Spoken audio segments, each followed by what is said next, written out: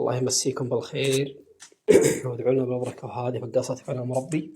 طبعا الإصدار الجديد، أول كانت 180 بيضة، الحين جت 210. أول كانت لها الحجم هذا، الحين زادت تقريبا كم سنتي. وأول كان بها قفل واحد، الحين قفلين. ما شاء الله تبارك الله. زادوا سعة الحوض، أول كان بلاستيك، الحين خلوه ألمنيوم مقاوم للصدى. عرضوا المساحة، أول كانت يالله دخل يدي، الحين عرضوا المساحة. الحاجة الثانية الديناموات، أول كانت هنا بارزة تخرب المنظر، الحين زبطوها ما شاء الله تبارك الله. شفتوا والله ديناموات مخفية.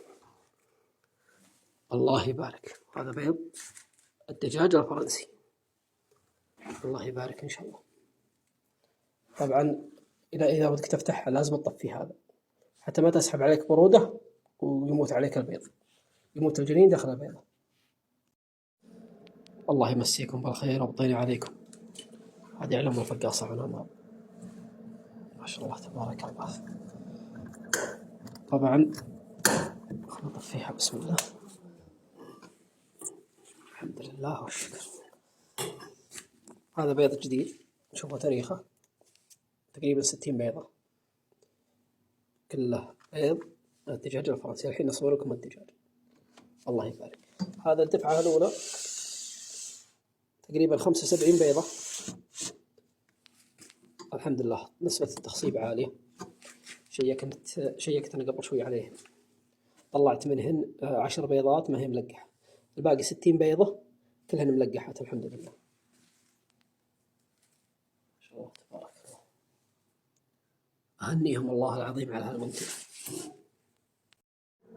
ما شاء الله تبارك الله. الحمد لله الأمور زينة، درجة الحرارة والرطوبة نفس المطلوب، عدد الأيام 15، وبإذن الله نوريكم الإنتاج من 5 إلى 7 أيام بإذن الله.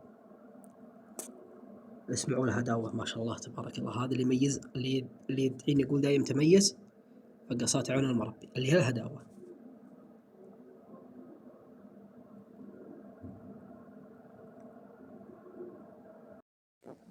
الله يمسيكم بالخير. نشيك اليوم إن شاء الله، إن شاء الله الأوضاع زينة 100%. من بكرة يبدأ التفريخ إن شاء الله. أصور لكم الحرارة ممتازة، الرطوبة ممتازة، أمور التقليب 100%. الرطوبة الداخلية اللي هو هيئة الرطوبة وش اسمه هذا الحوض، كل أمورهم تمام. السلام عليكم. والله المعذرة، هذا نزلنا البيض اليوم، لكن والله ما صار معي وقت، مستعجل ما صار معي وقت أصور.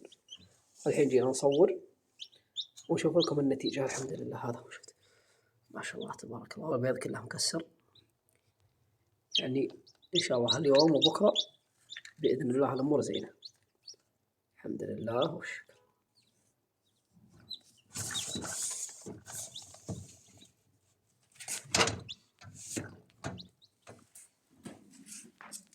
الأمور كلها تمام. جاي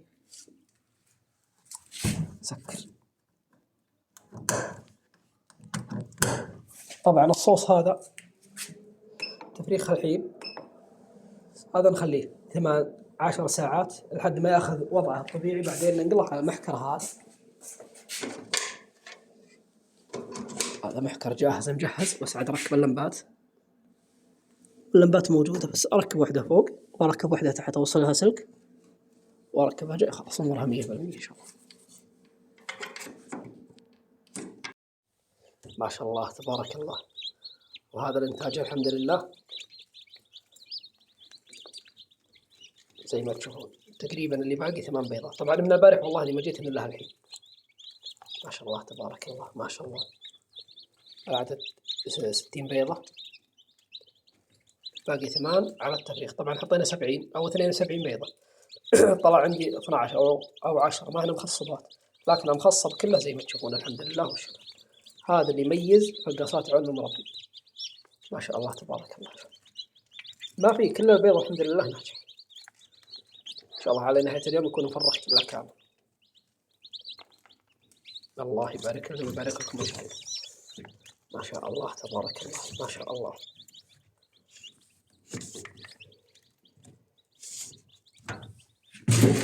طبعا نخليهن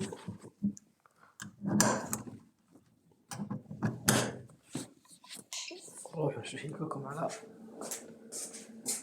المحكم. جهزناه والمفروض فيه إشارة أو فيه نحط بلاستيك ونحط عليه رمل، لكن كذا إن شاء الله كويس. نحط له إشارة ونحط له الرمل بعدين. هذا المجاهز من اليوم، هذا حق العلف. طبعا هل ما يحتاج العلف اليوم بس نطلع له التدفئة وبكرة يحط لنا العلف إن شاء الله، أو اليوم على آخر الليل. وهذا إن شاء الله نجهزه للدفعة الثانية.